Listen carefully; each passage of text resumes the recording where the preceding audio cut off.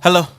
So how you doing, guys? I'm doing an OU battle today for you guys today, and I'm bringing pretty much some different type of mons, different type of team. This team is pretty much set around Durant, Mew, Dragonite, Pidgeot, Politoed, and Greninja. I kind of wanted to run some rain in there with a mix of a Hurricane and Water Greninja, and I'm going against my boy Cloud out of the Battle Hub chat. So he's going to be bringing a Ninjas, a Heatran, Tapu Koko, a Zangoose, Haxorus, and a Sigilyph. A Sigilyph can be scary if it sets up with stored power, cosmic power, so that can be kind of scary late in battle maybe, so I'm going to watch out for that.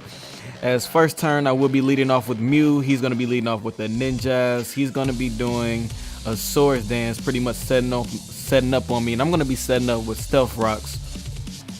So as he's over there setting up on me with 2 Sword Dances so far, I'm going to Volt Switch after getting my rocks up, and I'm going to come out here with Dragonite just so I can make sure that this thing can't set up on me anymore or get any damage off on any of my mons. So I'm going to knock them out with the extreme speed after the Volt Switch. So starting out the battle, things are pretty much looking good because I do have rocks up.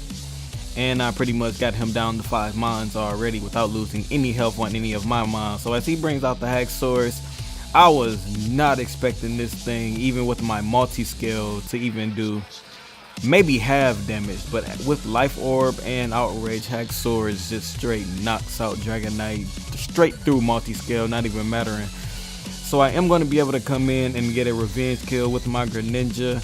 My Greninja actually holds Expert Belt, so that Ice Beam did a whole lot of damage and got the easy KO there. Now that I am up 5-4, I already have my Greninja battle bonded, and he brings in the incoming Tapu Koko, who takes some rocks damage. He's gonna get up a Surge. So with that being said, I'm gonna switch out my Greninja and go into my Mew, because my Mew's pretty much my only switch into this thing. Because if you look at my team, I'm based around water. I have a Durant who can't really take anything. I have a Politoed who's not taking Pidgeot. Of course, the only mon I have for that Tapu Koko is Mew. So I'm going to have to play around that Koko accordingly, probably with Mew the whole battle.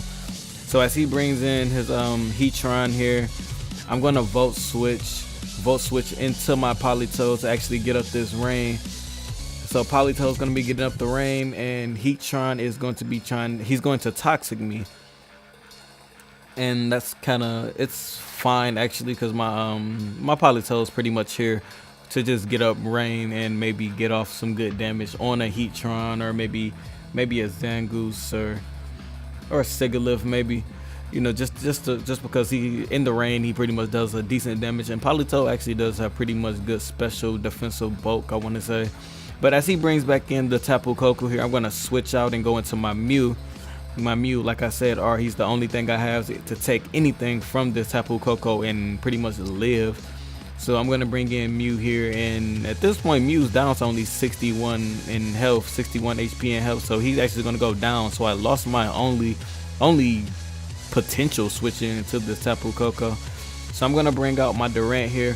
As he Vault Switches, I'm pretty sure I can survive a Vault Switch, and I do have the Citrus Berry on my Durant, so I'm going to be able to get back up to half health. So he's going to Vault Switch out of here, go to his Sigilyph, and like I already said, this thing, if it sets up with stored power, cosmic power, it can do a lot of damage. So I'm actually going to go for an Iron Head here. I wanted to go for the Hone Claws. Hone Claws would have been my better play, because I do miss the Stone Edge there. I have a my Hustle Durant set with Hone Claw, Stone Edge, and the 2 stab moves with X Scissor and Iron Head. He's actually going to Psycho Shift and give me the burn here, as I do miss that Stone Edge. And I'm going to be going for the Iron Head here, and I'm pretty much not going to be doing any damage to this Heatran at all. So he's going to he's going to get some, he pretty much got his health right back with the leftovers. And with that being said, I'm going to actually go for the Stone Edge here, because pretty much I didn't want to switch in any mon into a potential attack by this Heatran. And at this point, me being burned, my Durant has pretty much no use for me. So I actually do get a pretty decent damage up there with that crit I got with that Stone Edge. So shouts out to my Durant for at least getting a critical in and zoning in on a hit. So I can pretty much sack him off later. So I'm gonna bring back out my Politoed here to get up more rain. So as I do bring in my Politoed to get him more rain, he goes for a Lava Plume, which is not gonna do pretty much no damage at all in the rain, and my Politoed being resistant to fire. So I'm gonna be taking some poison damage here, as I do want to go straight for the Scold or the Hydro Pump. I believe I went for Scold here. So on the incoming Sigilyph is gonna take that. It took about maybe half damage away, maybe half his health and damage, maybe 50%, but he's gonna go for the Roost because he pretty much can take another Scold if he goes for the Roost. So after this Scold here, I'm pretty much gonna go for another Hydro Pump to knock him out. So as I take more poison damage there, this is probably one of the last turns that my Politoed will be useful to me. So I do want him to go all out here in this turn. And I'm going to actually go for the Hydro Pump and do connect, and I actually knock out the Sigilyph there. So that's good for me in this battle, as I do take a lot of poison damage and I actually get down to about 4 HP. So I'm pretty much good. So I can get this switch initiative on the death of my Politoed here, as he does bring out Tapu Koko again. At this point, with rain up, if I do bring in my Greninja, I can knock out the Tapu Koko without worrying about him knocking me out. So he's gonna bring in the Zangos here, and this actually caught me way off guard, as he is Toxic Orb. He's definitely gut set. My Mega Pidgeot here is gonna Mega Evolve, and I didn't know that Zangoose had that good of speed to where it can outspeed my max speeded Mega Pidgeot. Or maybe I'm just doing something wrong and I don't have max speed, but he pretty much goes for the Facade and knocks me out in one hit, and I was definitely surprised at that. I didn't know he would outspeed me at all. So I'm gonna bring back in my Greninja here, and at this point in the rain, Water Shuriken definitely hitting 3 times at least is going to be knocking out this incoming Zangoose. So Zangoose goes down. Tapu Koko still been in the rain.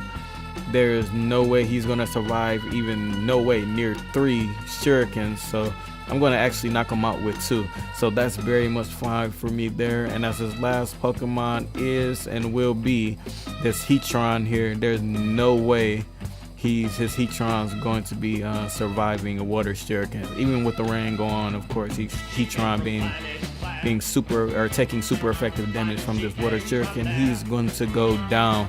So with that being said, that will be, I believe, 2 or 3-0. I'm not really sure, but 2 or 3-0 victory for me against my boy Cloud over there. So shouts out to Cloud. We just met up in the Battle Hub chat, so you can go there. But yep, as you can probably hear, guys, like I said, this channel is gonna be a little bit mixed in with music. We had the Scott Pilgrim to lead off, then we came out with this old school music here with the B52s. So with that being said, you know what to do. 2 videos on the end screen. Make sure you tap those buttons down there, and see ya.